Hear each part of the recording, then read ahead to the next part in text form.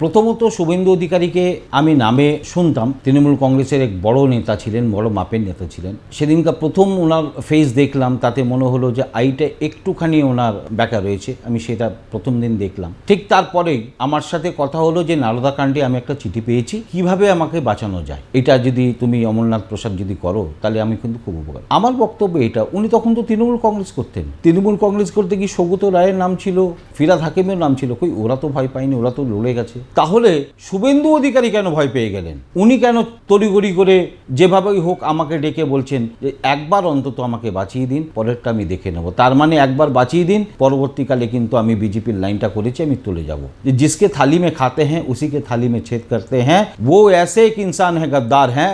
युवराज ने भी कहा है वो गद्दार हैं, गद्दार थे और गद्दार रहेंगे।